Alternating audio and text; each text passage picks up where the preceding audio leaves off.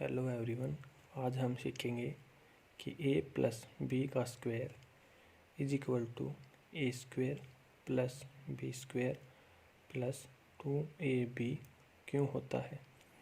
इसके लिए हम एक लाइन ले लेते हैं जिसकी हम लेंथ ले लेते हैं दो पार्ट में, जिसमें पहला पार्ट हम ले लेते हैं a और दूसरा पार्ट ले लेते हैं b।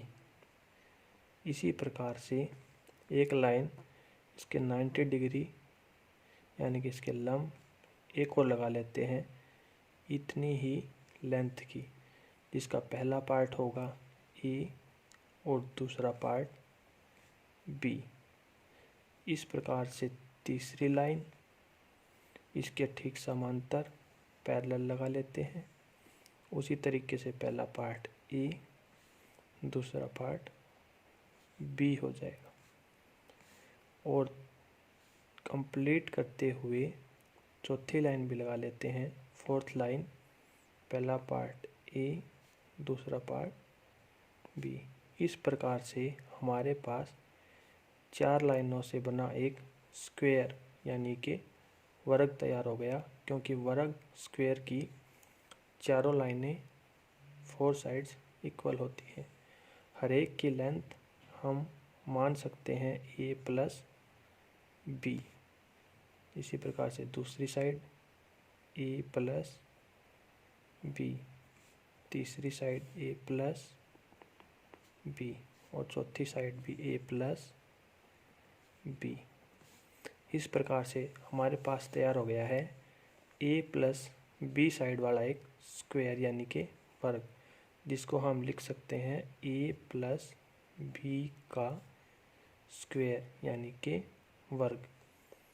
इसका हमको रिज़ल्ट निकालना हो तो हम इस प्रकार से देखेंगे कि हम इसको एक लाइन इसके समांतर लगा देते हैं। ये लेंथ a है तो ये भी a ही है।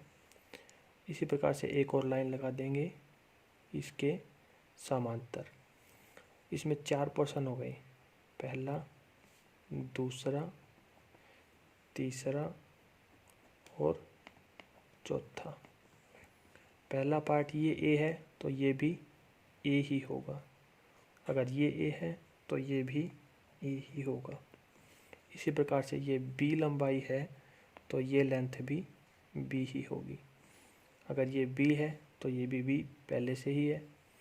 और इसी प्रकार अगर यहाँ से यहाँ तक b है तो यहाँ से लेकर यहाँ तक भी b लेंथ होगी। ये तो पहले से ही b है। इस प्रकार से हमारे पास टोटल चार पोर्शन है, जिसमें हम पहले पोर्शन का आंसर देखें तो यह है ए यानी चार साइड का एक स्क्वायर। दोबारा से एक वर्ग तैयार हो गया, जिसका हम आंसर लिख सकते हैं a का स्क्वायर है। ये है a का स्क्वायर यानी कि a का स्क्वायर। दूसरे पोर्शन का आंसर देखें तो ये है b का एक स्क्वायर, क्योंकि चारों साइडें b है यानी ये सेकंड पोर्शन है b का स्क्वायर। अब बात करते हैं थर्ड पोर्शन की। तो ये एक स्क्वायर नहीं है बल्कि एक रेक्टेंगल है यानी कि एक आयत है, जिसका क्षेत्रफल एरिया होता है लंबाई गुणा चौड़ाई यानी लेंथ इनटू ब्रेड्थ। तो हम इसकी लेंथ और ब्रेड्थ है हमारे पास a और b, यानी कि इसका आंसर आएगा e इंटू बी, यानी थर्ड पोर्शन का आंसर आएगा हमारे पास a इंटू बी। इसी प्रकार से फोर्थ पोर्शन, ये भी एक रेक्टेंगल है, लेंथ इंटू ब्रेड्थ इसके एरिया का आंसर हो जाएगा, जिसको हम लिख सकते हैं a इंटू दोबारा से b। इस प्रकार से फोर्थ पोर्शन का भी आंसर हो जाएगा a into B. Total answer लिखें तो हो जाएगा a प्लस बी के स्क्वायर का आंसर हो जाएगा a square plus B square plus ab और ab दोनों मिल करके हो गए 2ab। आशा करते हैं कि इस फॉर्मूले की डेरिवेशन आपको समझ में आई होगी। धन्यवाद।